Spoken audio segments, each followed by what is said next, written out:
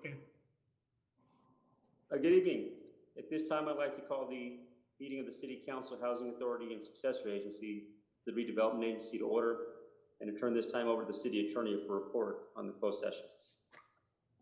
Mayor and city council members, we had a closed session this evening on a number of items regarding pending litigation, our existing litigation and labor negotiations. We do not have reportable action on those items, but we did tonight add a case.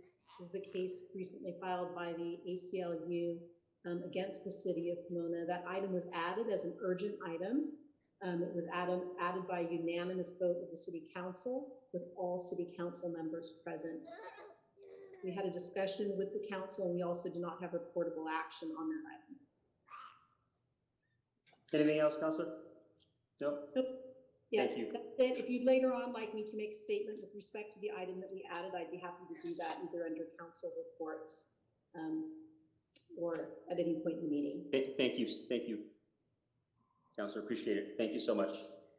We will adjourn this meeting in memory of Adelaide Yarbrough, who served as a dedicated teacher and principal for the Pomona Unified School District, to a joint special study session meeting of the City Council and Planning Commission on Monday, August 17, 2020, that will take place via teleconference at 6 p.m. On March 16, 2020, the City Council declared a local emergency in response to the global COVID-19 outbreak. Preserving the health and safety of our employees and the public is our top priority. In accordance with California Governor's Executive Order N-25-20, regarding the Brown Act and guidance from the California Department of Public Health and Gatherings, this meeting is taking place by teleconference. The council chambers is closed.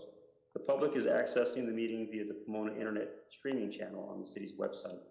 The council members and I, along with the city manager, city attorney, city clerk, and executive team, are in all different locations. Please bear with us as the technology may disrupt the flow of the meeting. The agenda has been modified to accommodate the needs of a council meeting that is teleconference. At this time, I'd like to ask everyone to please stand for the Pledge of Allegiance. And Councilmember Preciado, can I ask you to lead us in the pledge, please? Yes, everybody please stand. Put your right hand over your heart and begin. I pledge allegiance to the flag of the United States of America and to the republic for which it stands, one nation, under God, indivisible, with liberty and justice for all. Thank you.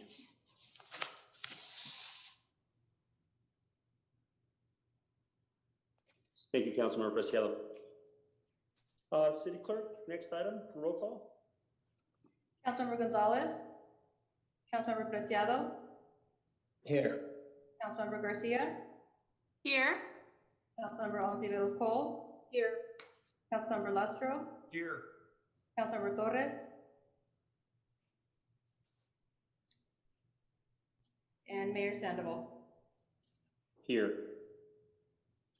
Okay, the next item. Next item are Mayor, Council Member Communications. These are reports on conferences, seminars, and regional meetings attended by the Mayor and City Council and announcements of upcoming events. Great, thank you. Councilmember Preciado? Yes, I would just like to remind everyone that on Thursday at 6 p.m., the Charter Review Commission will be having a special meeting, and they will be taking comment from residents. They will be having a second meeting in the future, but as of right now, their first meeting is this Thursday, 6 p.m. for the Charter Review Commission if you'd like to submit comments. Thank you. Thank you, Councilmember Preciado. Council. Good evening. I just wanted to give congratulations to a couple of members of the community who were recognized by Assemblymember Freddie Rodriguez.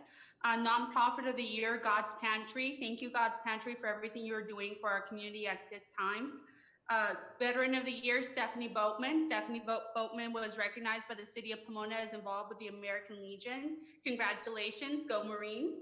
I would also like to recognize Lorraine Canales, who was Assembly District 52's Woman of the Year. She's an incredible counselor and community member, and it's a well-deserved recognition. And of course, Small Business of the Year, Donahue's. If you have not lived in Pomona long enough, if you haven't had Donahue's. So thank you to Assemblymember Rodriguez for recognizing these people in our community and the importance they play in our community. And I would also like to thank Martin Perez for his efforts in Hamilton Park and to thank him personally for the lovely Pomona plants that he's donated to Philadelphia Park. I look forward to planting them. And thank you so much for this opportunity, Mayor. I'm done for the evening. Thank you. Thank you, Councilmember Garcia. Councilmember Ontiveros Cole. Yes, good evening, everyone. I'm glad to be here tonight, and just a reminder to stay safe during our COVID-19 crisis. I also want to congratulate Marie Canellis. I had nominated her for this award.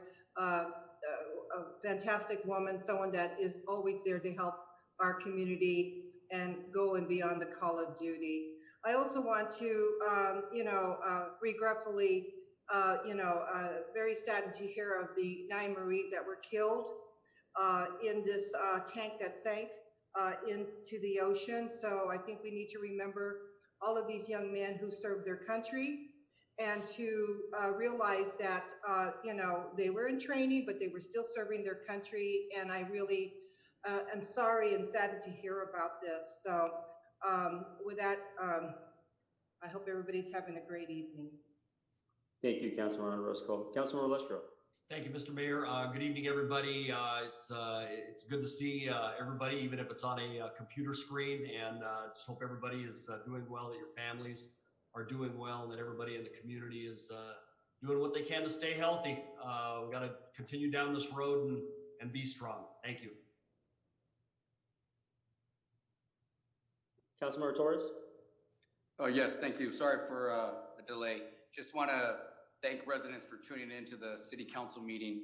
And I want to encourage folks to contact me, whether on social media or via email, robert_torres@ci.pomona.ca.us if you need face mask, hand wipes, or hand sanitizer supplies. Please continue practicing social distancing. I know it's tough at times, but if you need assistance with a city issue, I'm more than happy to help. Thank you. Okay. Thank you, Councilmember Torres. You got cut off there a little bit. Are you finished? Yes. Okay, thank you. Okay, I have a couple of things. One is the Parks and Rec will be convening, our Parks and Recreation team led by Mike Ossoff will be convening a couple of meetings. And I'll give you those dates in a moment, but the intention is really to see what our future youth programming and development looks like, right? And we want to get input from our youth, and we want to get input from community members. And also to ask how we can enhance the Youth Commission's success. And those meetings have been scheduled for Saturday, August 22nd from 10 a.m. to 12 p.m. We wanted to make sure that we had a weekend opportunity because we know that school is starting relatively soon, and that we have a weekday opportunity as well, which is Wednesday, August 26th from 6 p.m. to 8 p.m. And so I just want everyone to know if you're a young person and you want to participate, if you're a part of a community-based organization that works with youth and you want to participate, Mike Ossoff and his team will be sending out the Zoom information soon. It will be a virtual meeting, and everyone is welcome to participate in that. And also just want to acknowledge the incident that happened with the American Post Legion 30. I think everyone on the council and maybe some of our staff are aware about just some of the challenges as it relates to the vandalism that happened. I believe it is believed, at least from what I understand, that it may have been transients. And I just want Roberto Arnold and to all the folks who are our veterans that we want to work with you to address those issues. I know that you've already had a chance to speak to one of our lieutenants regarding the safety measures that can be taken. But I just want to let folks know that we're going to do what we can to help that institution that is that has been so vital to this community for so many years. Okay, And I do just lastly want to acknowledge the suits that came on Friday from the ACLU. And I know that we will have a statement to make on that matter. We take these matters very seriously, and there will be a response regarding this. And the goal should always be to find the truth when something like these types of allegations are made about how we conduct our business here at the City of Pomona. So I just want to reassure any community members that have seen this, have read about this, that we will respond accordingly, because we take these matters very seriously. Thank you. Next item. Next item are city manager communications. Mayor and council members, staff is recommending that consent calendar item number 10, approval of funding of $75,000 to the Pomona Economic Opportunity Center in accordance with the defined distribution schedule, be pulled from tonight's agenda and tabled to the meeting of September 14th, 2020. Okay. Are you at liberty to give us some background on that, James? We're just waiting for some more backup information from PEOC, and the director is out of the office right now, and we were unable to get it for tonight's presentation. Okay. All right. So we'll. So do we need a motion, Sonia, to go ahead and just continue the item to the next city council meeting? Is that okay? You can do that, or you can just allow the city manager to pull it from the agenda. It's really a preference, a procedural preference on your part.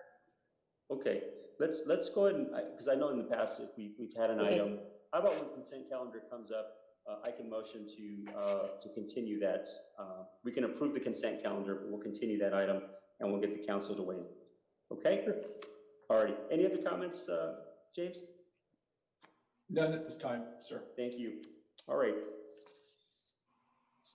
City Clerk, next item, public participation. Okay, next item, public participation. In response to the global COVID-19 pandemic, in accordance with California Governor's Executive Order N-5-20 regarding the Brown Act and guidance from the California Department of Public Health on gatherings, please note that comments for public participation or for a specific item on the agenda were accepted by email only.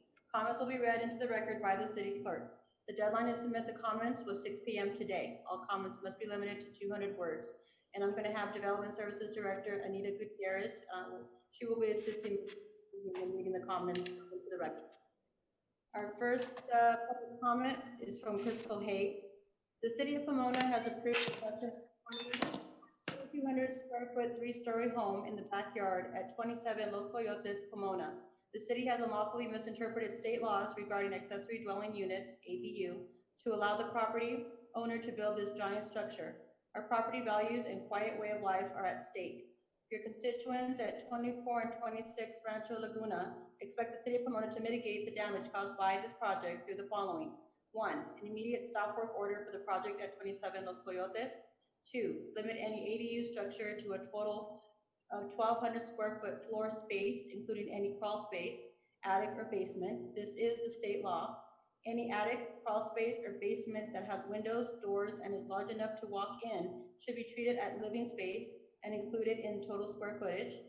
3, revision of all building permits to reduce the excessive roof pitch, remedy inadequate drainage system, and address privacy concerns. 4, require the homeowner at 27 Los Coyotes to replant large trees to ensure that any building project is not visible by any neighboring homes. The signatures of 226 supporters of our petition are included. Next speaker is from Ella Nolte. My name is Ella Nolte, and I'm writing to urge the City Council to pass Pomona United for Stable Housing, PUSH's urgency ordinance now. This includes making sure that there are no evictions during the COVID emergency, no pointless requirements to notify the landlord for reasons, no rent increases during the COVID emergency, no late fees, interest, or rent unpaid due to COVID, no evictions because of rent unpaid during COVID. Every citizen of Pomona needs to be given the opportunity to make it through the pandemic safely, and they cannot do that if they are forced out of their homes because they cannot pay their rent. I urge you to do your part to get our city through these tough times and save your people from yet another crippling burden brought on by the coronavirus. Pass the push ordinance. Next comment is from Athena Tan. Mayor Sandoval and City Council members, I strongly urge you to protect the health and safety of Pomona's most vulnerable residents by passing the Pomona United for Stable Housing Ordinance on rent, relief, and evictions. Please proactively ban evictions for the duration of the COVID-19 pandemic and do not require residents to explain all the reasons why they are unable to pay rent. Please also ban rent increases and late fees or interest on unpaid rent for the duration of the pandemic. I hope it is clear after almost 5 months that this is a life or death situation. Treating some of our community members as disposable in the name of the economy or other people's profit is unacceptable and weakens the strength of our entire community. Please commit to a just economy for Pomona that encompasses the well-being of all residents. Thank you.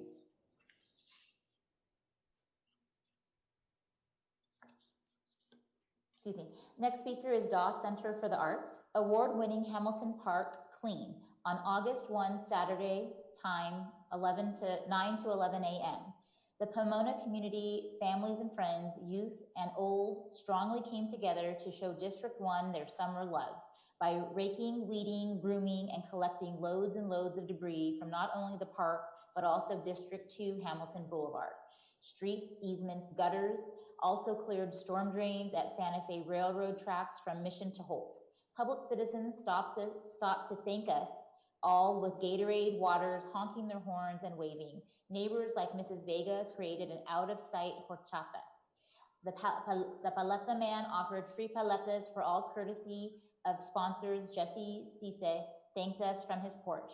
The Hamilton Park Stewards Action Committee wished to thank all the volunteers who participated through the extreme obstacles presented to our humanity. First and foremost, thank God. Thank you, Mayor Tim Sandoval, for cutting the grass and providing tools and heartfelt leadership.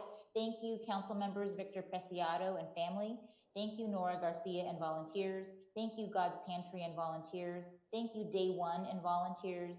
Thank you, representatives from Latina Roundtable. Thank you to the sponsors, Dawes Art Center, Pomona Valley Runners, Alfredo Camacho, Mayor Tim Sandoval, Victor Preciado, Carlos Goitia, Melissa Ayala, Vincent Carpio.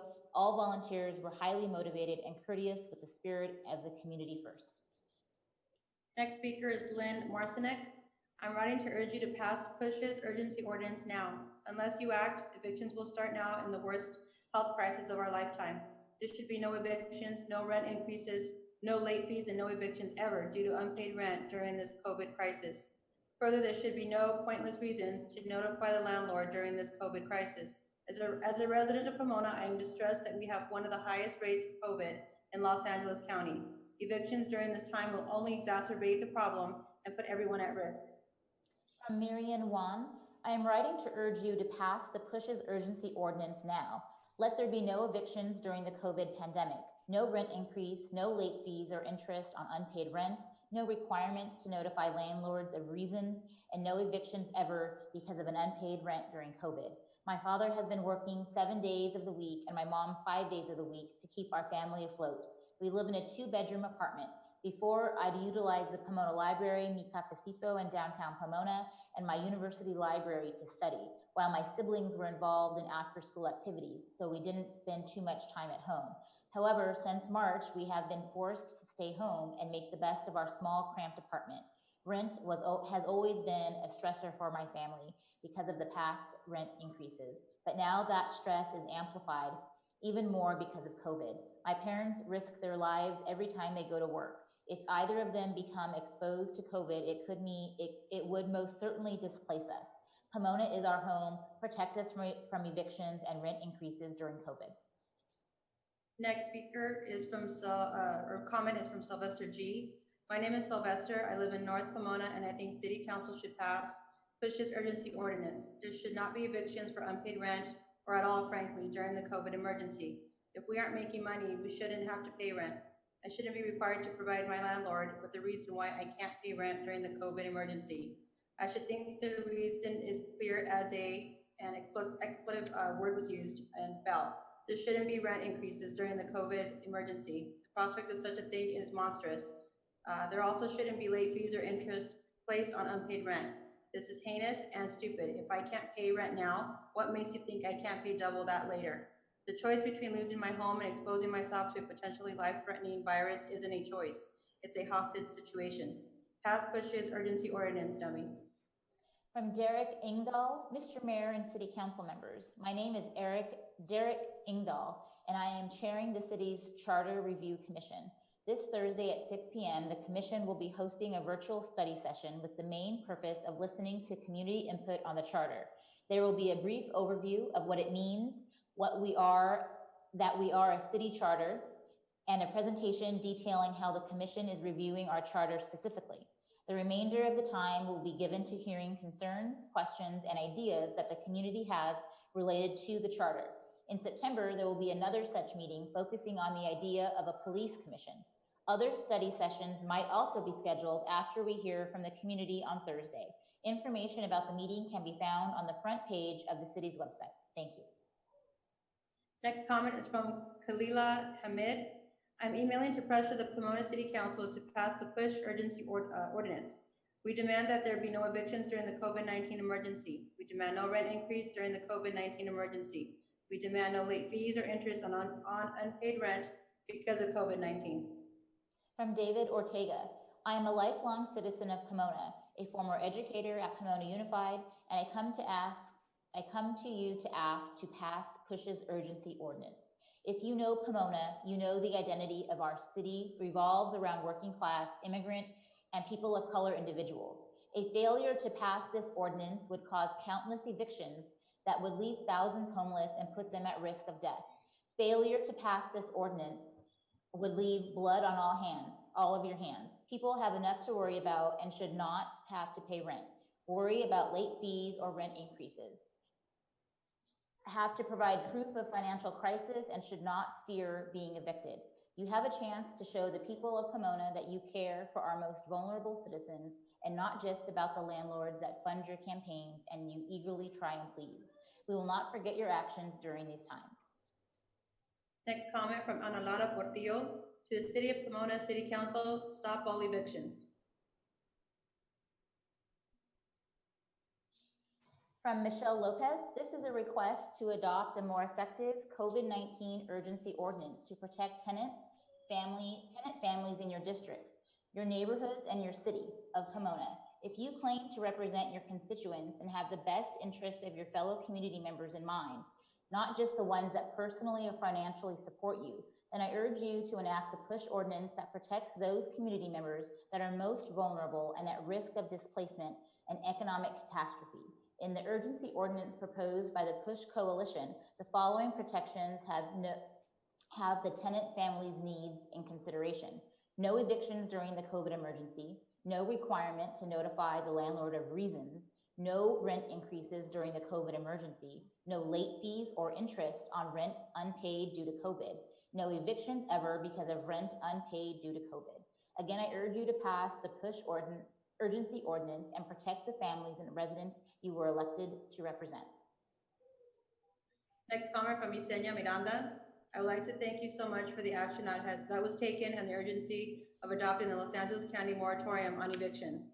I come to you with urgency once again. We have learned that the courts are about to lift Rule 1 on evictions.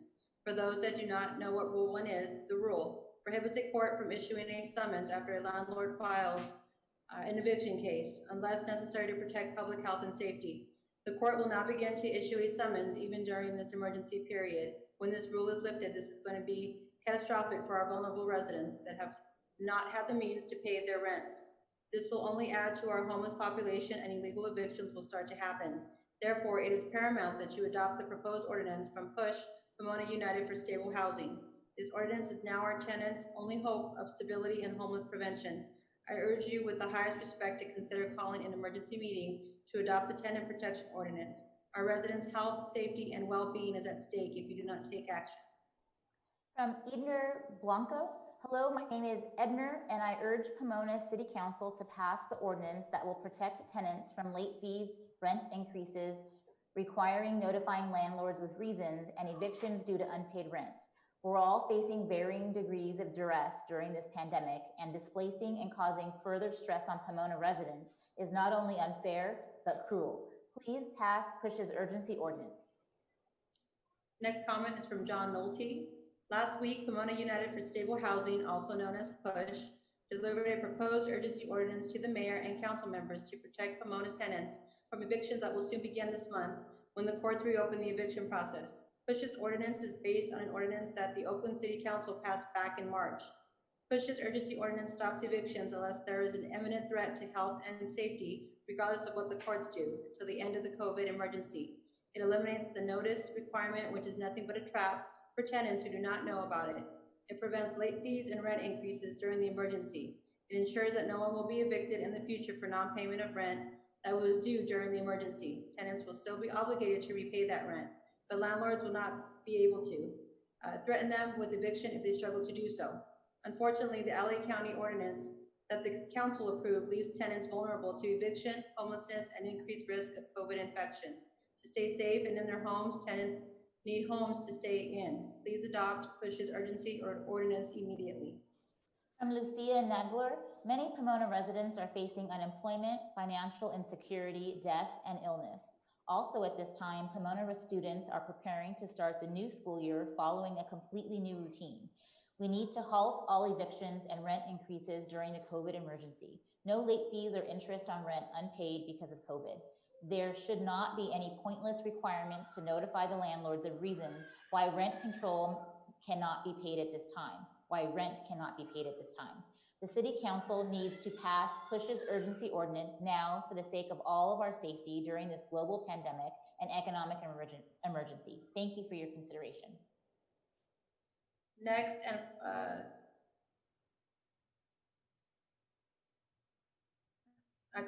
next comment. Michelle Bernardino, to pass PUSH's urgency ordinance. Let it be known that the City Council has made it clear that they are disregarding the community's needs during a pandemic, and that is clearly an abuse of human rights. In a time where families are facing difficulties to stay afloat, the City Council can actually take a step to provide literal shelter to families who cannot afford so because of the heinous ways in which capitalism works. You cannot continue defending landlords. Tenants deserve to have a roof over their head now more than ever. From Anel Hernandez, I am writing to you this evening to urge you to adopt PUSH's emergency ordinance. As a volunteer to the coalition, I have witnessed too many injustices happening in our own backyard during these difficult times that no one should have to go through. Our communities deserve and must feel protected by a city that says is there for them. Now is the time to put actions behind words and stop further mishaps around improper evictions, rent increases, pointless notification requirements, and unjust late fees. Housing is a human right. Every human deserves the dignity of living in a safe and stable home, and much more during the uncertain times of COVID.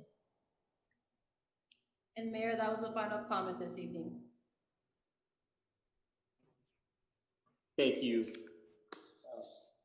Rosalia and Anita, for reading those. Just briefly in regards to the comments regarding the proposed ordinance, I spoke to a member of PUSH yesterday. I made it, and this is a person that I'd spoken to previously when we decided to go with the county measure. And so this is obviously some new information. I will look at it. I will look at it with our city attorney tomorrow, and we'll speak to her regarding this and propose some type of action that we can take so that the city council can review it. So I just want the public to know that we have worked with community organizations regarding this. There hasn't been an absence of that, but certainly we can improve upon what the county measure had laid out. And I know even the county measure is evolving as we speak.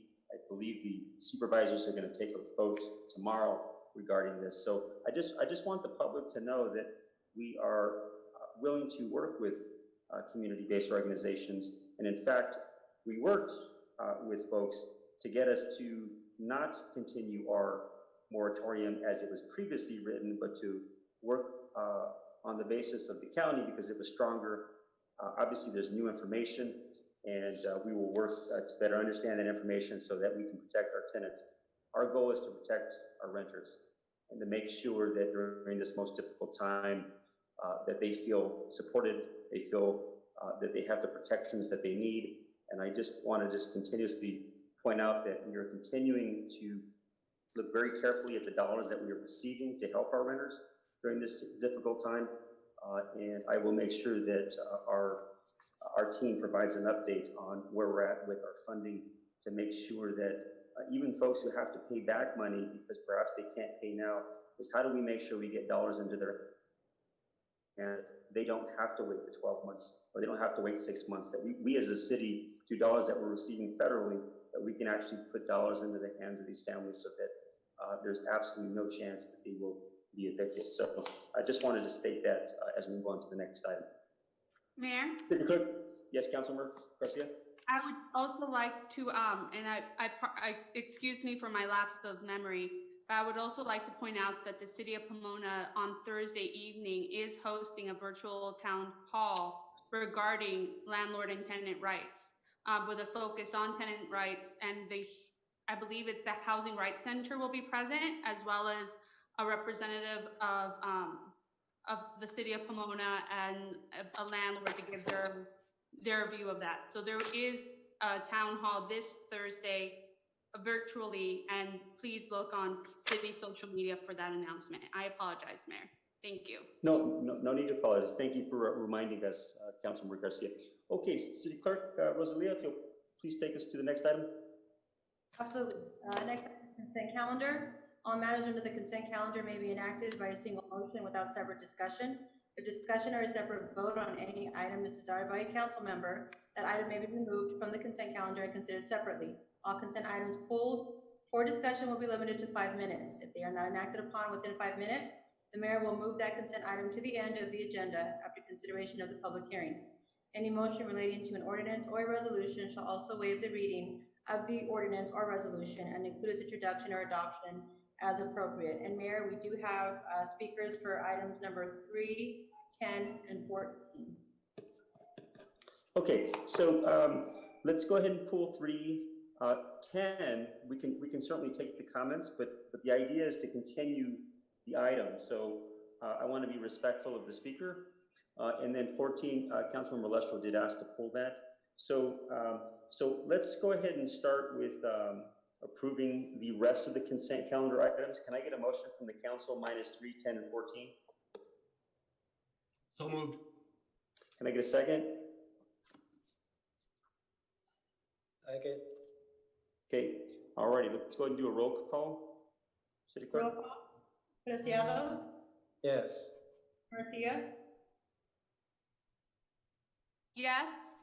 Ontiveros Cole. Yes. Lustro. Yes. Torres. Yes. Mayor Sandoval. Yes. So we move to item number 3. I believe we had a speaker.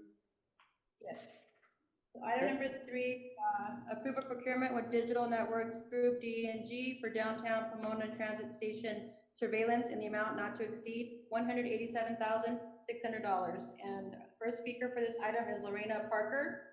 I would like to express my support for the procurement of the new surveillance cameras for the transit station bridge. As you may be aware, the DPOA has cameras throughout downtown Pomona. Additionally, the transit center is located within the DPOA boundaries. It would be a great opportunity if the DPOA and DNG could collaborate on this project. Currently, Pomona PD also has access to our security cameras. Please let us know how we can assist with this project. Next comment is from Kathy Tessier. Please indicate how this new camera system will hopefully integrate with the camera system servicing the Downtown Pomona Owners Association area, DPOA, now currently also with its own camera system. Considering the multiple problems at the transit system, it seems a waste of money if the systems are not coordinated. And that was the final comment for item number 3. Great, thank you. Okay, any comments from the council regarding item number 3? Yeah, I would like to also know, is there new lighting under the bridge? Or actually, no, it's just about the cameras, right? So I'll figure out about the lighting later. But following up with the DPOA questions, if they can't get access right away, are they going to be able to get access later on? Who from staff can answer that question? Thank you, Mayor. I'll attempt to answer that. If I can get some clarification, Councilmember, if the DPOA cannot get immediate access to the cameras, how Well, long? I don't know if you've worked with them already in doing this and look at their cameras system. It doesn't. So I'm just curious. I know that PD on the staff says, on the staff report, it says PD has access to it. But I'm wondering if the DPOA, especially being part of the PBID, if they can also get access to it. Mainly because I want to know about the proactive and responsive rates of looking at those cameras. Do we have somebody that only looks at those cameras once something has already happened? Or do we have somebody actively looking at those cameras? Yeah, we have security guards there, and there will be a security guard in the transit building at the desk reviewing the monitors live. And as regard to DPOA, we can certainly work with DPOA and see. I'm fully aware of their system. We certainly help them with their cameras and provide them power from our streetlights to operate those cameras. So we can certainly work with DPOA to see how we can integrate both systems. We just haven't had the opportunity yet to do so, but we can certainly reach out to Ms. Parker and see what we can do about that. You mentioned there's a security guard inside the transit system that has access to it. I've never seen and in our meetings in the DPOA, as I sit on that board, we have never had any contact with them, and we don't even believe they even come out of the transit system. So I'm really curious on if we can maybe have some conversation. If you can please help arrange that, I would like to have a conversation with the security guard company that is in the transit system area. Certainly. Thank you. This is John DePaulis, IT Director. Councilmember, I'd like to maybe add a little more to the explanation. The person that is going to be the project manager to install those cameras has also installed the property evidence cameras of the 13 city recreation centers and the city civic center and the council chamber and part of City Hall. So those cameras are all supported by a company called DNG, and they also support our revenue cameras too. So we have hundreds of cameras that are installed and supported by them. As far as the transit center is concerned, right now the cameras and the company that supports the city's cameras, I work closely with PUSD to make sure that their cameras for all the schools and our cameras are compatible. The software is compatible. So we'll do everything that's possible to coordinate the integration of DPOA's cameras, PUSD cameras, and the city cameras. You mentioned the community centers, and I haven't had a chance to look at the video feed from these cameras, but I want to make sure that we're placing them in the correct positions, that we're looking at them, because 2 years ago when I was first elected, I mentioned to staff that at Ralph Welch Park, we needed more lighting on the back end and if there was possible cameras. And within less than a month after that, I mentioned that the AC unit was stolen, costing the city $14,000 to replace. And when I asked about the cameras, they said there were no cameras facing the back of the building. So that goes back to just me making sure that we're being proactive, or do we have somebody actively looking at these cameras? Because if not, we're waiting for vandalism and things to happen, and then just looking at the camera and saying, oh, well, we recorded it, but we can't do anything about it. Yep. Most of the time, the cameras are used for evidentiary purposes by the police department. So when we need to obtain video from a park, the police will contact IT to download that video. As far as the parks and the placement of the cameras, initially the grant that paid for the cameras, we put cameras at each community center on each corner of the community centers, and then one interior camera. So each park had 5 cameras. I've got quotes there's been vandalism and some have been stolen, and I've got some quotes to reinstall the cameras and put them in different angles and different different areas of the different parks. Councilmember Preciado, it's been an ongoing conversation between Director Guerrero, Director DePaulis, and myself about the proper placement of cameras and making sure that they're secure and that they can't be vandalized and mistreated. So we have better coverage. So it's something we're working on to make sure that the dollars we're spending on them are well spent and that we're getting the most bang for the buck. And we'll continue to do that. Thank you for the clarifications. One thing that I might just recommend is, I don't know if these cameras are allowed or because of their positioning, to have like motion detectors, just like as a ring would, so that we start to get notifications as something's going on. They do. The majority of them do have motion detection and night vision. Thank you. Okay. John, just since you're there, just nothing to do with this item, but just the live streaming seems to be malfunctioning. So if there's anything you can do on your end to address that, I received a message from a resident saying that it was there was some problems with it. So I'm not sure if it's an easy fix, but if you could look into that, I'd sure appreciate it. Okay, are there any other comments from council regarding this item? Okay, can I have a motion for item number 3? Motion to approve. Second? Well, council, can you hear me? Okay, all right. I have a first by Councilmember Preciado, a second by Councilmember Garcia. Roll call? Roll call, Preciado, Yes. Garcia, Yes. Tiveros Cole, Yes. Lustro, Yes. Torres, Yes. Mayor Sandoval. Yes. Okay, so the next item is item 10, which was there was a speaker on the item. That's correct. Counselor, so I think we could hear the speaker, but this item is going to be a continued item. So, but I do at least want to give the speaker an opportunity to be heard. So let's hear the comments, and then we'll go ahead and we'll continue the item. So we have one comment for this item from M. Joyce Baker Smith. I'm concerned about the consistent and continuing financial support to an organization that has been receiving funds from the city for more than 20 years and has done nothing to equitably offer the opportunity for all day laborers to receive jobs.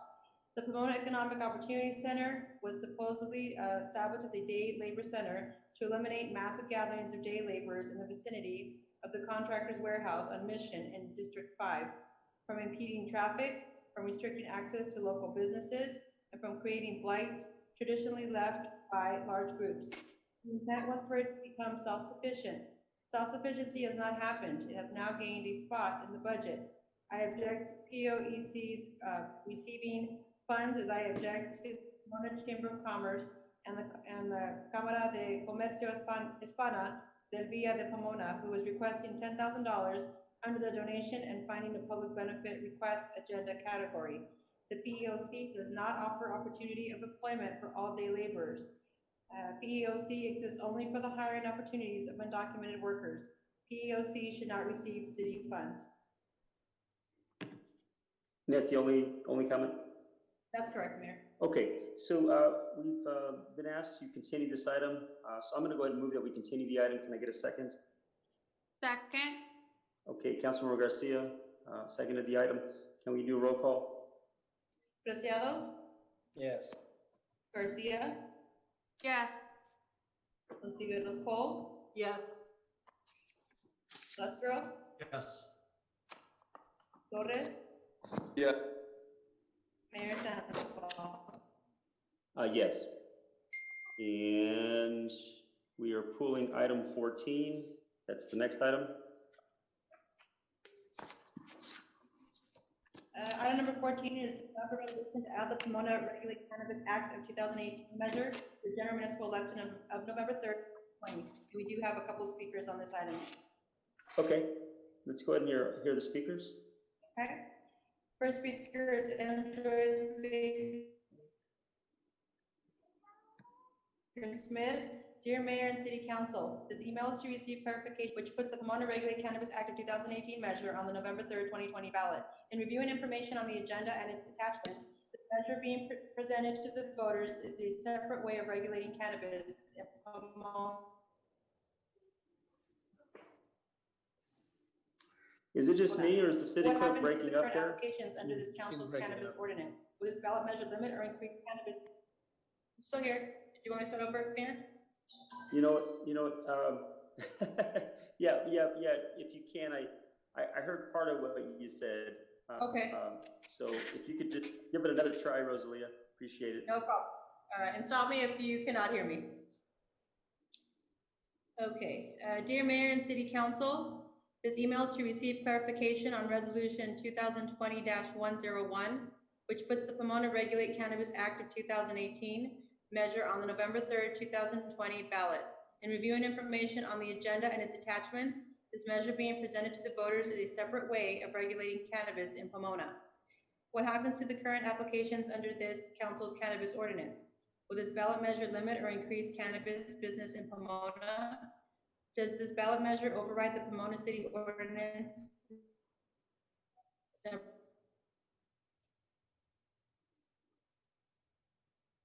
Yeah, unfortunately, Rosalia, you're breaking up. 4257. How is the application process going to be different under this measure?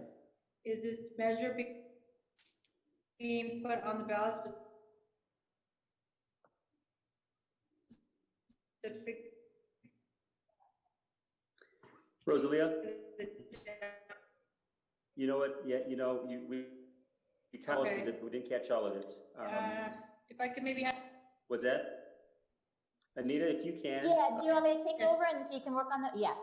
You sound wanna just discuss- clear. You sound very clear, Anita. If Okay. you could just do that, I appreciate it. Very good. So I'll just, maybe, you want me to just begin from the beginning? Because I think it was, Yes. okay, I'll begin from M. Joyce Baker Smith.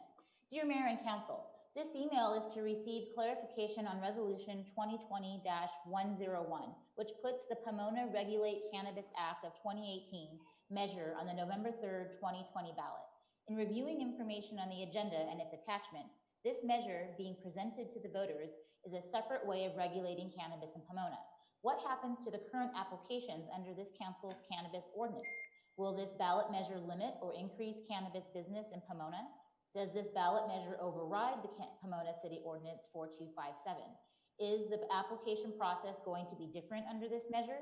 Is the measure being put on the ballot specific to the downtown locations?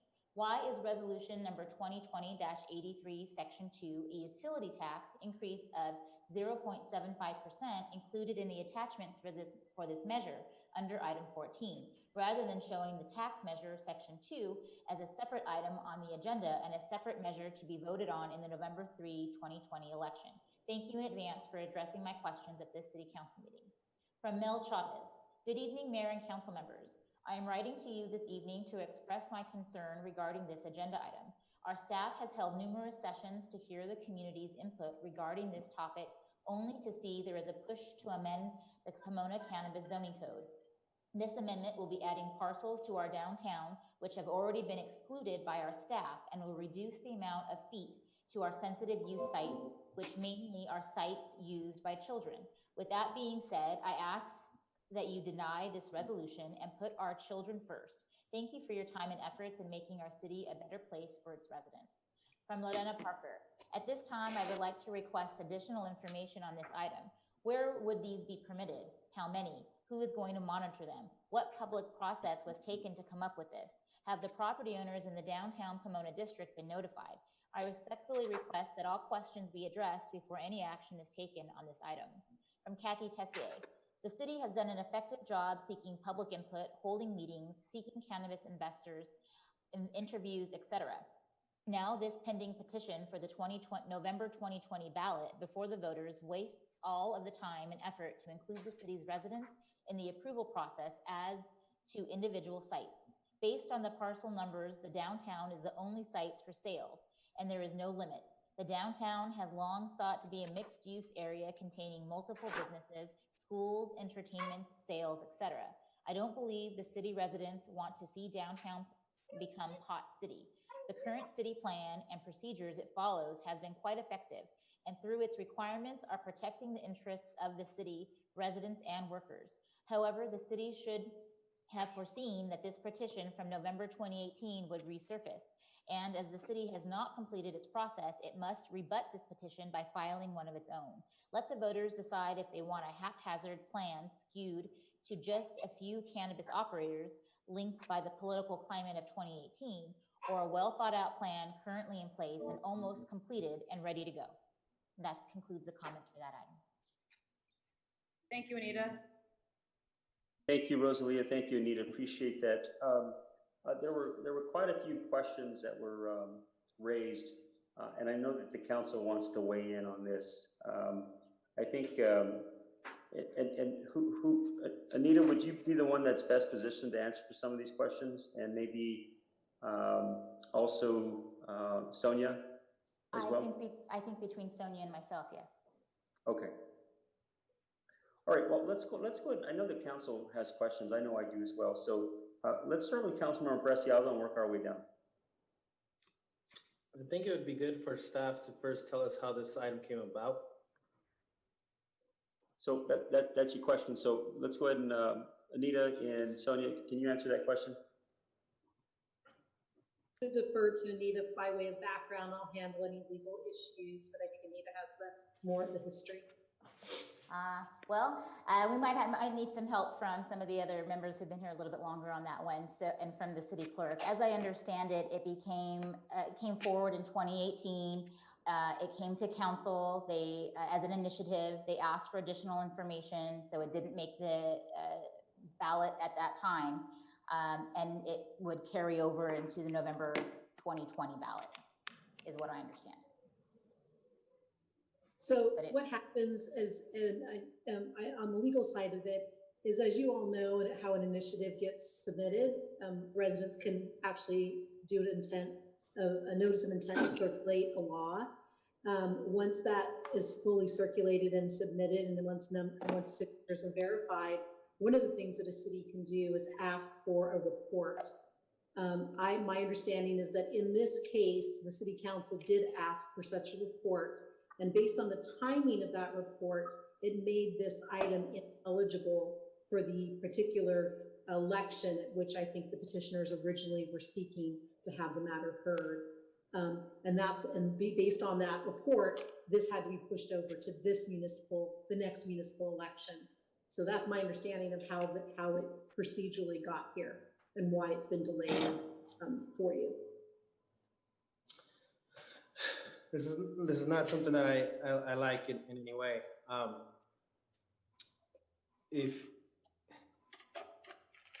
Does this have to get voted on today? No. So the law says that in order to put a measure on the ballot, you have to take action at least 88 days before the election. My understanding is the county deadline is August 7th, and I think I'll wait for our city clerk to confirm that. Yes, that is correct. August 7th is the last day to add any type of measure onto the ballot for the November 3rd, 2020 election. The last time this current council heard about this item, I was under the impression that we were seeking clarification on whether there was a way to not have it on the ballot because the city had enacted its own city ordinance. It's a two-part question. One is, it looks like it's going to have to get on. And two, what does that do to our current ordinance? So the city cannot avoid placing a citizen-driven initiative on the ballot simply by adopting its own version of an ordinance. The only way that you can avoid placing that on the ballot is if you adopt the ordinance as proposed, or other words, as is. But once the citizens use the initiative process, which is guaranteed by the California Constitution, even as a charter city, once you go through that process, then you have to present it to the voters. The only way to not do that, again, is to adopt the ordinance as is, or if the petitioners withdraw the petition themselves. And my understanding again is that deadline is August 7th. Have we reached out to the petitioners? I reached out, Councilmember Preciado, I reached out to the petitioners via email and phone call, and I've not heard back from them to see if they were going to withdraw their initiative now that we have our own cannabis program.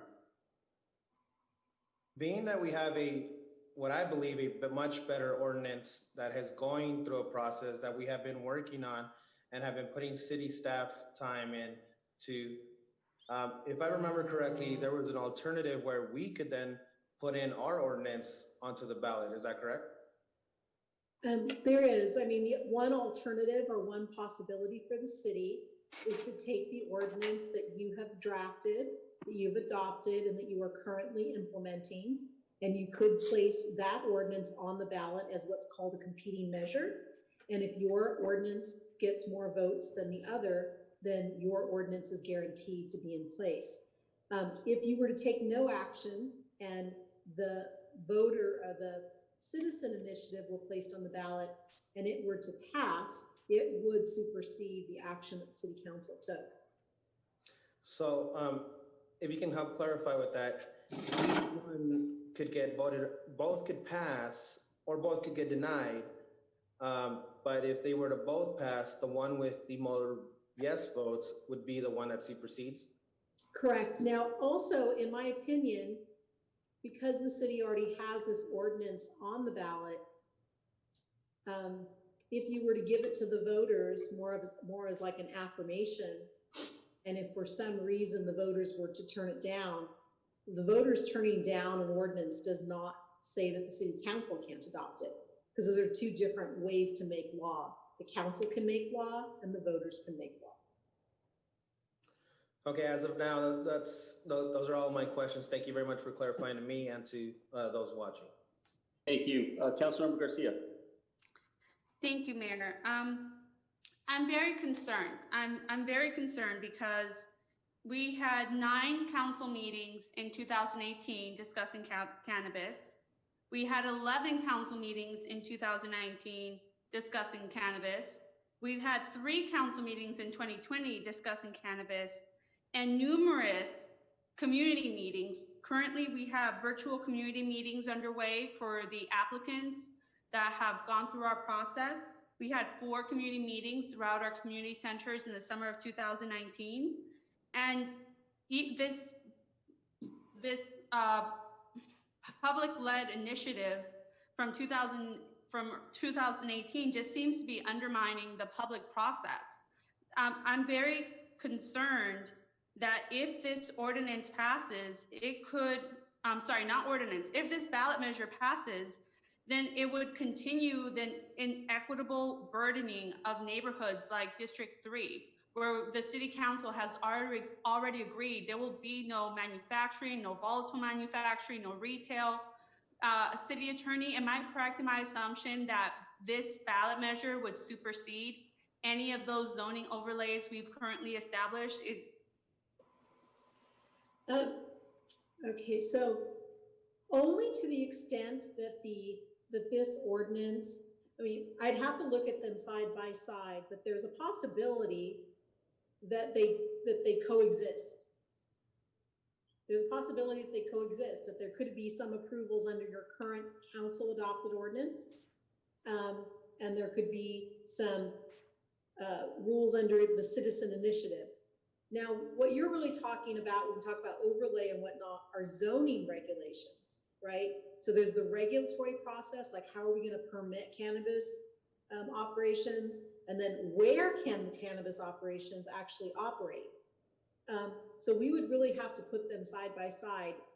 I don't know whether staff has done that ever, maybe even when they looked at this back in 2018 or not, but to the extent that this ordinance, the Citizens Initiative ordinance, conflicts with your city ordinance, then yes, it will supersede where there's conflict. So that means that the 1,000-foot buffer that we put around schools, parks, areas with children would be shrunk down to the 600-foot that this citizens initiative established. Yes, unless it itself is inconsistent with any state regulations on the topic. But yes. Is there any way that we can wait to vote on this item until we hear from the petitioner as to whether or not they would like to proceed? Your absolute deadline would be August 7th. Alternatively, I mean, if you truly believe that your ordinance that the city council adopted takes care of this, that the right thing to do is to approach the petitioners and ask them to withdraw it. We have not, as far as I know, the petitioners have not been in contact with the city, and they have not demanded that this be placed on the agenda. It's just that the city clerk has a legal duty to present it to you under the elections code.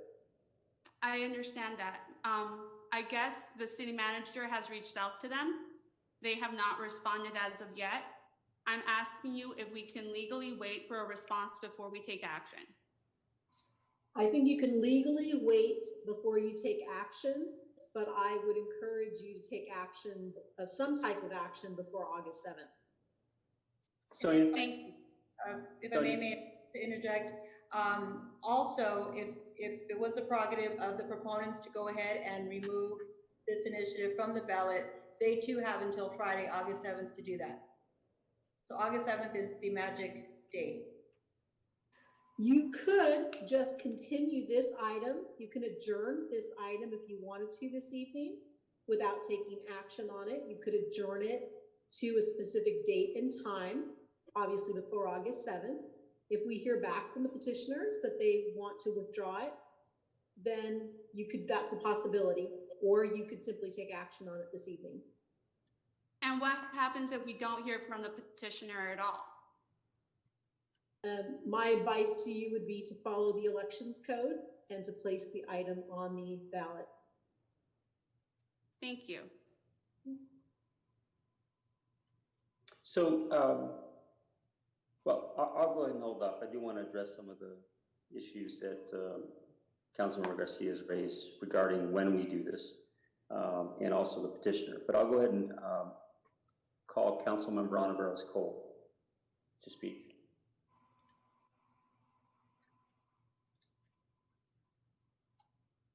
Well, at this time, I'm really a little confused as to why this is happening. So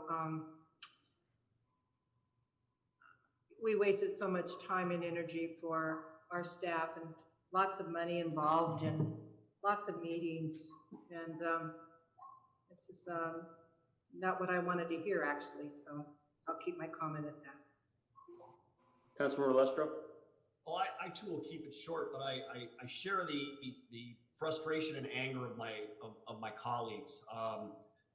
It's been discussed that our staff and this city council, previous city council, have spent hundreds of hours dealing with this issue and trying to put together an ordinance that accommodates the industry but yet protects the community. And I think staff and council did an admirable job in putting together the ordinance. I know we're moving through the process now. It seems to be going well. We're kind of getting to the end of the process, almost to the goal line, and to have this come back again before us and before the voters again, I think is a huge slap in the face to the residents of this city. Not to say all the work that staff and the city council have done on it. So I too am concerned about it, but I also understand, as the city clerk and the city attorney have described, that unless the proponents of the Citizens Initiative volunteer to pull the item, that we're obligated per the elections code to move this forward. Even though I'm speaking for myself, I would say reluctantly. Thank you. Thank you, Councilmember Lestro. Councilmember Torres? Yes. Question for the city attorney. it is my understanding that the city council can vote to implement their proposal, correct? Yes, whenever a petition's submitted to the city and it has sufficient signatures, the city council can simply adopt the ordinance as is. Okay. Yes, while many folks and myself may believe that this is unfortunate, I think that the learning lesson for the city council and the city is that as we craft these ordinances and as we craft these policies on various issues, whether it's rent or, you know, all the issues taking place in Pomona, that we're crafting them from the council members' perspective. And the lesson I think to be learned is that not everybody sees things through our eyes. And yes, the city council makes the decision, but it's become very obvious in the last couple of weeks that people could easily go around us. And so I think it's very important that maybe we don't implement the policy, but we keep in mind that 2020 is going to be a very progressive year. And most likely this proposal will pass, and it'll be very, very enticing to the residents of Pomona. So what I propose is hopefully we can get in contact with this proposed proponent and try to work on a solution and then implement that new policy ASAP. Now, a lot of folks will say, well, we invest a lot of man hours and whatnot. That's absolutely right, we did. But maybe we should have did a better job of listening to the people who have the ability to go around us. Because now we're faced with a last minute situation where, Julius! We're faced with a last minute situation where, forgive me for that, sorry. Lost my train of thought, but we're faced with a last minute situation where we're saying, hey, this is last minute, and in reality, we had a lot of time I hope to work with them. I hope we can get in contact with them and try to come up with a solution, because my humble opinion to the residents of Pomona is that if this goes, it will pass. And I think we're better off working with them and implementing some of the changes that they want ASAP. And because if it gets on the ballot, I think we risk losing control of what we really want to accomplish, which is we want folks to pay taxes, we want high standards, we want good quality fees, and more importantly, I think the mayor and city council agree, we want transparency, we want transparent process. And so please do whatever we can to work with them. Thank you. Thank you. Okay, I have several things to share, and it's some of what the council has already shared. So one question that was not asked is, what if we don't put this on the ballot? And we fight that is a question that was posed to me by a member of staff today. My understanding is that there was some litigation result regarding this measure in the first place, which is why we ended up where we ended up, from what I was told. If you didn't do that, let's say that you just said, we're not going to put it on the ballot, it would require the proponents to bring a writ against the city to have it placed on the ballot. So that is an option. It's not one that I can recommend to you, because I have to recommend to you what the elections code says. But from a political standpoint, from a political position, you could refuse to place it on the ballot and see whether the proponents force the issue. Okay, so this is what I would propose to the city council, okay, is that we continue the item, that we get the petitioner to agree to remove the, in essence, to rescind the proposed ballot measure, all before Friday is when this would need to happen. If they agree, great. If they don't agree, for whatever reason, then I think we need to look at our other options. And I'm hearing what the other options are is we don't put it on the ballot. That's one possibility. But the second possibility is that we put up our ordinance that we have crafted with strong community input, a long process that was inclusive, as a countermeasure to the potentially to the other ordinance, or not the ordinance, but the other ballot measure. Because what I'm hearing you say is that the person that put together this ballot measure back in 2018, as I understand it, has probably not been in contact with the city over the past 2 years. I don't recall the individual having had any contact with us regarding this matter. And we have since taken those steps to allow legal cannabis in the city. So perhaps maybe that person would be reasonable and would decide to pull it. But my point being is that if they don't, and the two ballot measures go up against each other, the question is, which one ultimately wins out? And I think this is in a best case scenario is the petitioner rescinds the ballot measure. In worst case, we don't do anything, we put it on the ballot and it passes like Councilmember Torres states, and we have to live with it. Or we fight because we worked really hard to come up and to craft a ordinance, a process that allows legal cannabis to happen in this city, but we are going to be in control of our destiny, right? And not somebody from outside the community being in control of our destiny. And so we'll have to fight it. And I know that the city, as I understand it, can't weigh in necessarily, but we as elected officials can weigh in. We as community members can weigh in. We as landlords and property owners can weigh in and say, listen, we set up a process that will allow legal cannabis in the city that we believe works in the best interest of this city. And that's not to, we really want the petitioner to rescind it. So I'm not going to say anything about the petitioner because we want to get their cooperation. But I think what makes most sense is that we do everything we can to find this petitioner. And James, I don't know what we can do to do that within reason. We don't know where this person lives or where they work, or if we need to take a drive down somewhere to get a hold of them. Let's figure out what the plan would be. But I would recommend to the council that we can continue this item. I can call an emergency meeting or once we find out more information, and perhaps we can have this meeting, albeit for a very short, it would be a very relatively short meeting, either Thursday or Friday at the absolute latest. And if it happened Friday, it would have to be early on Friday. And Mayor, if I just may share with you that I am actually aware, I worked with this city who had this exact same thing happen to them. They were working on their own city ordinance. I'd come up with something while the citizens were working on their own. It was actually an organization from outside the city, and they put their ordinance up against the initiative ordinance, and they did explain everything you just said about local control, how theirs was working.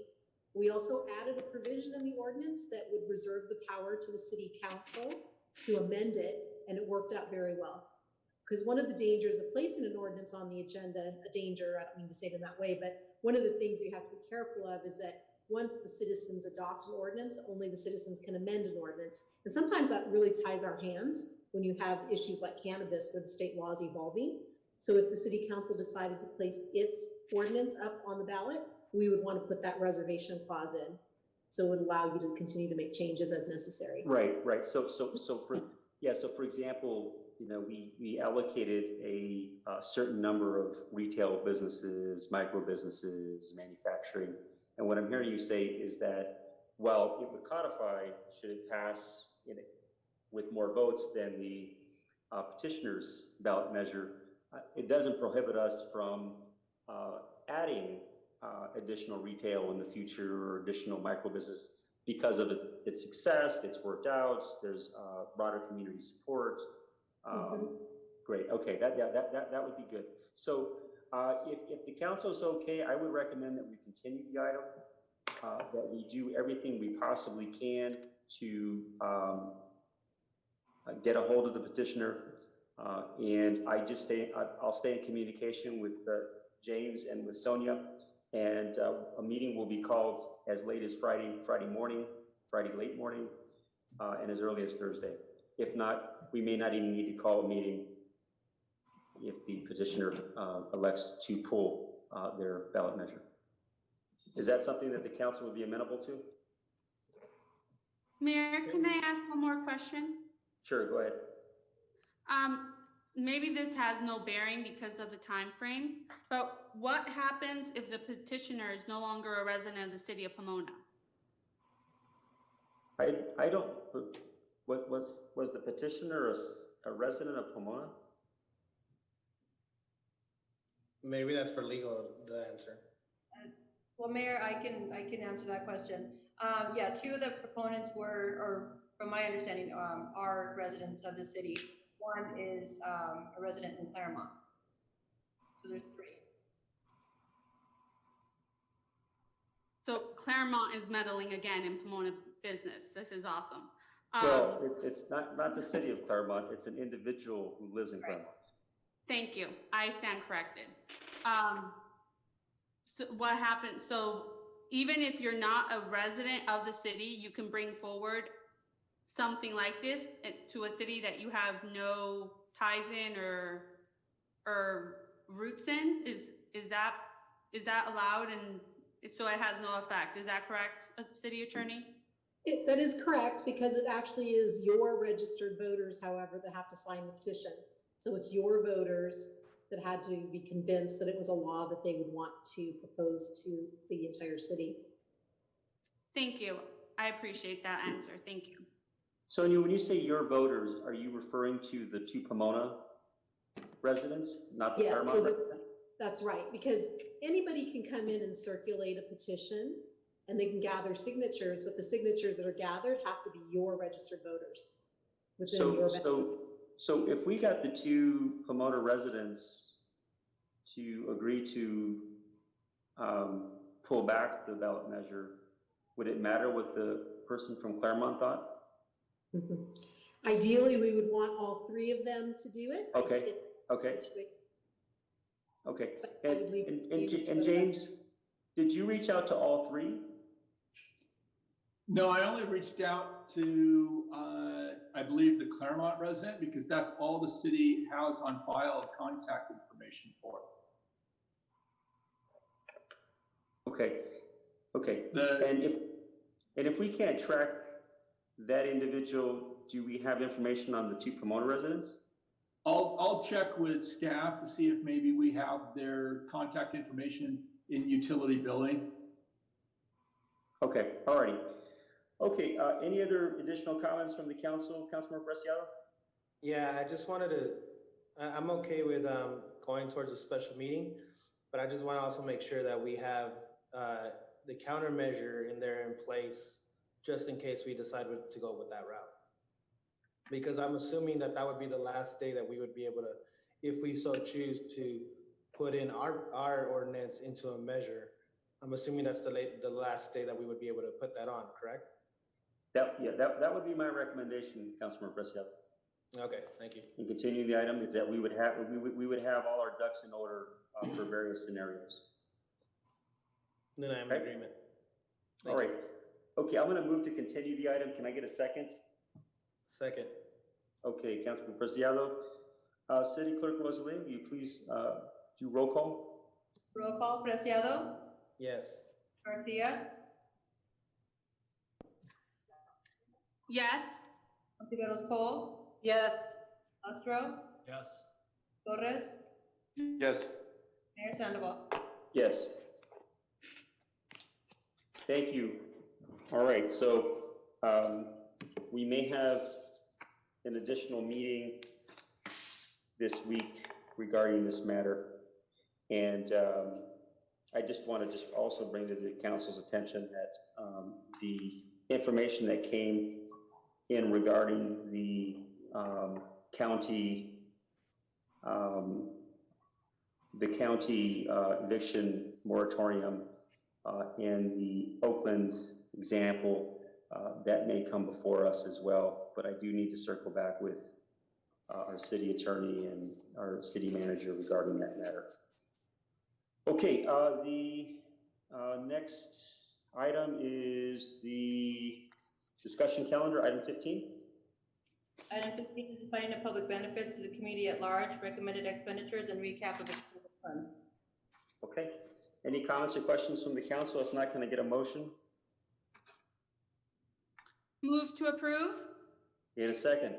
Second. All righty. Roll call?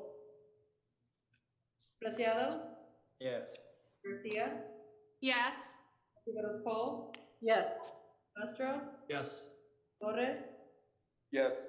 Mayor Sandoval. Yes, and moving on to the next item. Next item is matters initiated by the council members. These are items for future city council consideration as requested by the mayor or members of the city council. Okay, we're gonna start with you, Councilmember Torres. Yes. Could you hear me? Yes. It's come to my attention, from some residents that there's a, project taking place off Via Estrella and Mountain Meadows. I'm wondering if the staff can contact me about possibly meeting me out there and, kind of explaining to me visually, what this whole issue is, because I'm getting many contacts from folks. And I just want to have an opportunity for the staff to break it down for me in a visual way. And I'm planning to invite a couple of folks to the meeting too. Thank you. Councilmember Lestro. Thank you, Mr. Mayor. The council may have heard the first public comment tonight up at the front of the meeting about some concerns about an accessory dwelling unit that's under construction in District 5. And I've had a few conversations with Development Services Director Gutierrez about this. She's been kind enough to kind of keep me up to date and posted on it.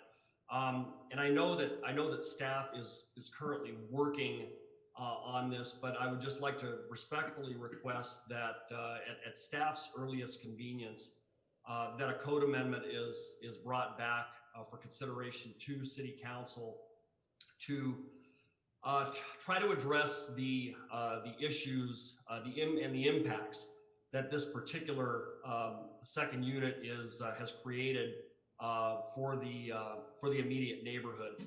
I certainly recognize that accessory dwelling units are generally governed by state law, and the guidelines for the construction of accessory dwelling units have been constantly and continually loosened up over the last decade, all in the name of affordable housing, which certainly I support that. I support that concept.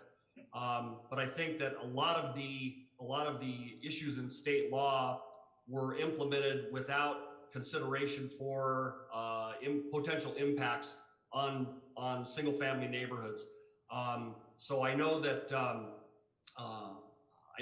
Development Services is aware of this, and they're working on trying to address this issue. But my concern is that I would never want to see a structure such as the one that is being built right now impact my district or any other district in the city, because I believe that it's while I realize that we have just a very limited amount of discretion over accessory dwelling units, I'm hoping that staff can come up with some potential code amendments that will allow us to better regulate these in the future, but while still staying within the parameters of state law.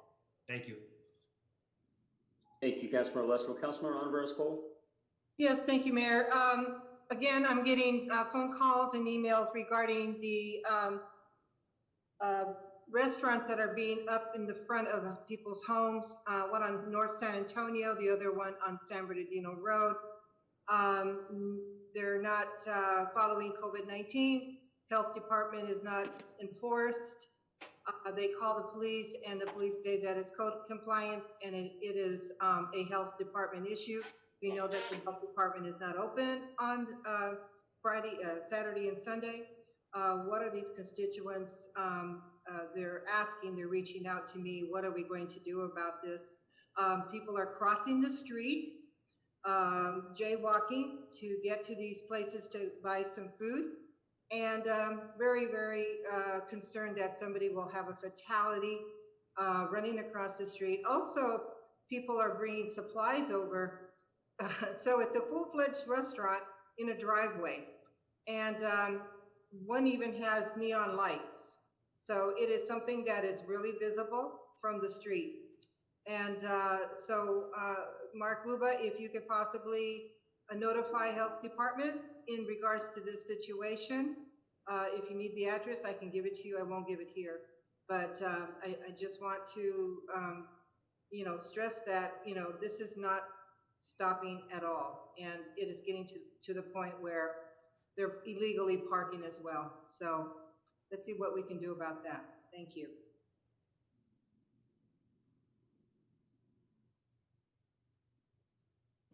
Mayor, is it my turn? You're on mute.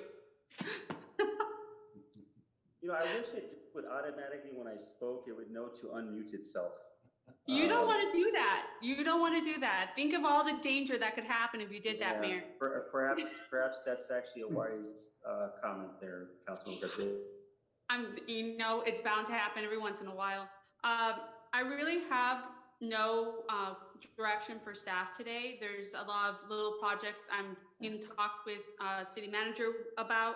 I do want to thank staff for answering all of my emails, especially our HEART team. I'm sure everyone saw that our homeless numbers went up by 4%. I do want to put it into the perspective of last year we dropped by 11%. This year we're up by 4%. We're still doing better than we were, but we could always do more. I'm very happy to hear, Mayor, that you will be speaking with our city attorney and others to bring forward Push's initiative or see what we can do to make our initiative better. I would like to say maybe some advocacy on behalf of the city of Pomona to the supervisor's office, asking them to really consider the effects that this is having, because there is no doubt in my mind that the reason that Pomona has such a high COVID infection rate is because so many of our families are essential workers. These are not individuals that can afford to take a day off of work. These are not individuals that are able to work from home. They are on front lines every day for their families. And as I tell some of my friends, if this was 10 years ago, my own father and mother would be out there and they would have no other choice, and I would be unable to help them because I would still be in school. So I very much feel for our families, and I very much encourage all of us to do what we can. So if we can speak to the supervisor to advocate for some better policy at a county level for everyone, if we can bring forward Push's initiative, I appreciate that. And thank you, Mayor, for taking that upon yourself. Thank you, Councilman Garcia. Councilman Preciado. A little bit on what Councilmember Garcia said. I will say that we do have more housed homeless than ever before. So I believe it was about, so that means that what we're doing is we are finding people housing. We just also want to make sure that we're taking care of Pomona's own.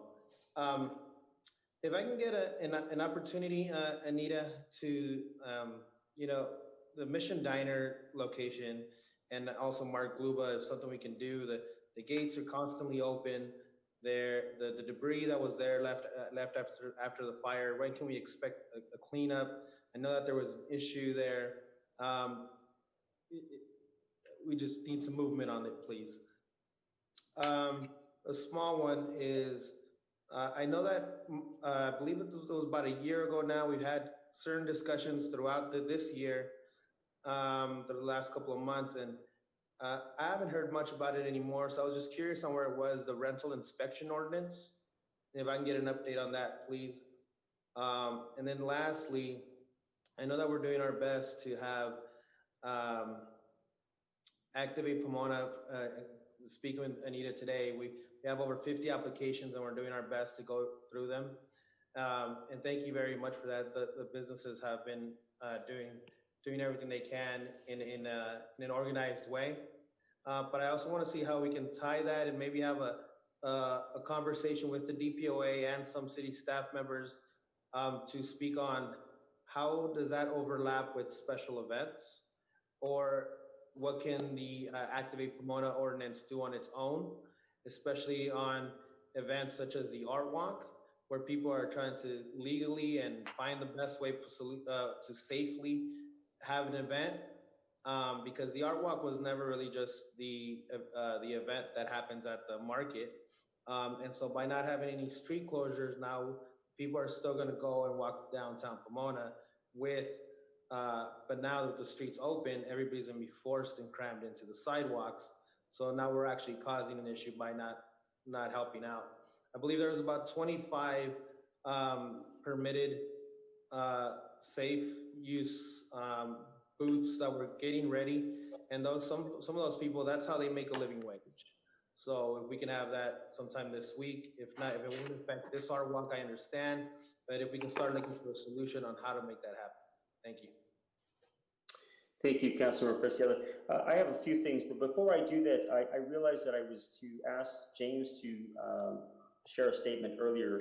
Forgive me, James, for not calling on you earlier in the meeting, but I think it's probably appropriate for you to go before I have a few comments that I want to share.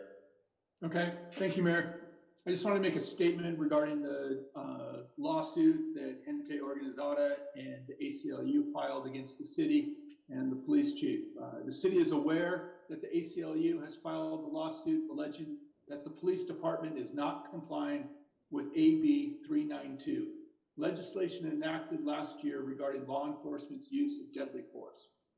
The city takes the allegations very seriously and will vigorously work to ensure that all the facts are shared with the public, because those facts will demonstrate that the city is complying with AB 392. The city of Pomona has always been proactive in updating its use of force policies. Following the passage of AB 392, the city continued in that forward-thinking approach by adopting new guidelines before the law took effect. Importantly, those changes were adopted following the professional advice that the city contracts with Lexipol to provide regarding police department policies. This advice has evolved, and recently, Lexipol provided additional recommended amendments. The city of Pomona will review these amendments and current policies to ensure they continue to comply with state law. The city hopes that after presenting all of the facts to the ACLU, the matter can be resolved. If it cannot, the city of Pomona will be prepared to vigorously defend itself in court. Thank you, Mayor. Thank you, James. Okay, I've got a few things. And this first one pertains to residents that live over near Garfield Park, and Elizabeth Ontiveros Cole is aware of this. There is an effort to try to vacate the alleyway over near, I believe, it's Mountain View and Claremont Place, if I'm not mistaken, Renee. And I know that there is nothing in place for a temporary alleyway closure just due to some of the issues that are happening there. But I know there's a pathway to it, which would be vacating the alleyway in essence to the residents. I'd like to just make sure that we bring that forward for consideration to help those residents who are having a real hard time with some of the activity that's happening there along Holt Avenue near San Antonio. I know Councilman Ontiveros has been working on this very closely with the residents, but I wanted to make sure we didn't forget to bring that to your attention, Renee, which I had spoken to you earlier about. The second thing is that I'd like to see a presentation by Benita and her team regarding the results of losses of the count. I know that it's important to get into some of the details of it to really understand the progress that we're making, but the additional work that we need to do to continue to bring down our numbers. And I think it would be valuable for the community to hear a presentation from Benita and her team. Also, in speaking to Deputy City Manager Kirk Peltzer, we are going to be having the council and the Planning Commission will have a joint meeting on August 17th at 6 p.m. It'll be a Zoom call. Just want everyone to know that. It's something that the council had requested some time ago. And for those of you who don't know what that is, it's really our attempt as a city to make sure that when we have new projects, that there be affordable units available to our residents. That's important to the values of this city council. And then just lastly, I don't know what we can do, but I know that there are parties happening in the city of Pomona with well over 30, 40, in some cases, 50, 60, 70 people. And when you begin to really understand the source of a lot of COVID-19 cases, what a lot of the research is revealing is that this is where it tends to happen. Where large numbers of people are congregating. I don't know what latitude we have as it relates to fines, but it seems to me that if you're going to have a party and you're putting at risk not only the people that are at the party, but you're also putting at risk the people in your neighborhood, potentially, that there has to be consequences for that type of action. And I totally get that people want to bring family together and friends and want to have a birthday party and want to have an anniversary. I get all that, but that's not where we're at this moment. We're at a moment where we have seen a rise in the known cases in Pomona. I'm glad that, relatively speaking, our death rates is relatively low. Any death is too much, but in perspective, just keep in perspective as it relates to other cities. But it's this type of behavior that only adds to the problems that we face, not just here in Pomona, but all over this country, which is to take personal responsibility for how you are approaching this deadly pandemic. And so I don't know if there's anything we can do on our end. I realize that our police are already doing the best job that they can with the resources they have. So I temper my request with that understanding, but I want to know if there's anything that we can do on our end. And with that said, the August 3rd, I already adjourned the meeting in memory of Adelaide Yarbrough, who I had the privilege of knowing for many, many years. The next special study session meeting of the City Council and Planning Commission will be held on August 17, 2020 at 6 p.m. via teleconference due to the COVID-19 pandemic. However, Council, just be ready to go either Thursday or Friday, if not sooner, depending on the response we receive from the petitioner. With that said, I want to wish everyone, please be safe. Remember to socially distance. Remember to wash your hands. Remember to follow, to be cautious, wear your mask, be cautious. And I realize that this has become a political football as to whether you wear a mask or you don't wear a mask. And I just ask that we always think not of just ourselves, but that we think of others at moments like this, as hard as it may be for some of us. Take care, everyone. Have a wonderful evening, and look forward to seeing you soon. Right. Thank you. Thank you, Mayor.